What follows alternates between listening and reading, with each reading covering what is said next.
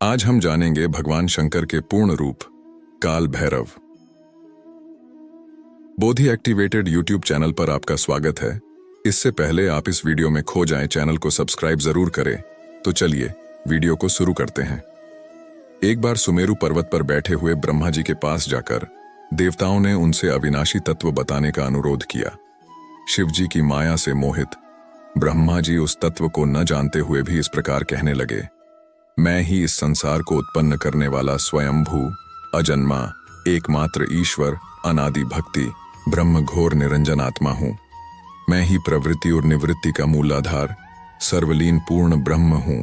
ब्रह्मा जी ऐसा कि पर मुनि मंडली में विद्यमान विष्णु जी ने उन्हें समझाते हुए कहा कि मेरी आज्ञा से तो तुम सृष्टि के रचयिता बने हो, मेरा अनादर करके तुम अपने प्रभुत्व की बात कैसे कर रहे हो। इस प्रकार ब्रह्मा और विष्णु अपना अपना प्रभुत्व स्थापित करने लगे और अपने पक्ष के समर्थन में शास्त्र वाक्य उद्धृत करने लगे। अंततः वेदों से पूछने का निर्णय हुआ तो स्वरूप धारण करके आए चारों वेदों ने क्रमशः अपना मच्छय इस प्रकार प्रकट किया। ऋग्वेद, जिसके भीतर समस्त भूत निहित हैं तथा जिससे सब कुछ प्रवत्त होता है और जिसे परमात्व कहा जाता है, वह एक रुद्र रूप ही है। यजुर्वेद, जिसके द्वारा हम वेद भी प्रमाणित होते हैं तथा जो ईश्वर के संपूर्ण यज्ञों तथा योगों से भजन किया जाता है, सबका दृष्टा वह एक शिव ही है। सामवेद, जो समस्त संसारी जनों को भरमाता है, जिसे योगी जन ढूंढते हैं और जिसकी भांति से सारा संसार प्रकाशित होता है, वे एक त्र्यंबक शिव जी ही हैं। अथर्ववेद, जिसकी भक्ति से साक्षात्कार होता है और जो सब या सुख दुख अतीत अनादि ब्रह्म है, वे केवल एक शंकर जी ही हैं। विष्णु ने वेदों के इस कथन को प्रताप बताते हुए नित्य शिवा से रमण करने वाले दिगंबर पीतवर्ण धूलिधूसरित प्रेमनाथ कुवेटाधारी सर्वावेष्टित वृपणवाही निसंग शिवजी को पर ब्रह्म मानने से इनकार कर दिया। ब्रह्मा विष्णु विवाद को सुनकर ओंकार ने शिवजी की ज्योति नित्य और सनातन पर ब्रह्म बताया, परंतु फिर भी शिव माया से मोहित ब्रह्मा विष्णु की बुद्धि नहीं बदली। उस समय उन दोनों के मध्य आदि अंत रहित एक ऐसी विशाल ज्योति प्रकट हुई कि उससे ब्रह्मा का पंचम सिर जलने लगा।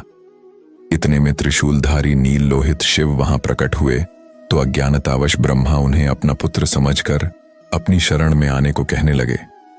ब्रह्मा की संपूर्ण बातें सुनकर शिव जी अत्यंत क्रुद्ध हुए और उन्होंने तत्काल भैरव को प्रकट कर उससे ब्रह्मा पर शासन करने का आदेश दिया।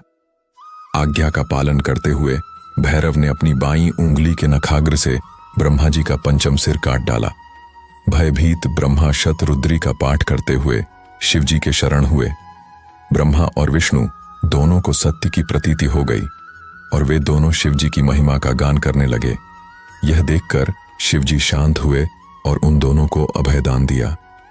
इसके उपरांत शिव जी ने उसके भीषण होने के कारण भैरव और काल को भी भयभीत करने वाला होने के कारण काल भैरव तथा भक्तों के पापों को तत्काल नष्ट करने वाला होने के कारण पाप भक्षक नाम देकर उसे काशीपुरी का अधिपति बना दिया। फिर कहा कि भैरव, तुम इन ब्रह्मा विष्णु को मानते हुए ब्रह्मा के कपाल को धारण करके इसी के आश्रय से भिक्षावृत्ति करते हुए वाराणसी में चले जाओ। वहां उस नगरी के प्रभाव से तुम ब्रह्म हत्या के पाप से मुक्त हो जाओगे। शिवजी की आज्ञा से भैरव जी हाथ में कपाल लेकर ज्यों ही काशी की ओर चले, ब्रह्म हत्या उनके पीछे पीछे हो चली।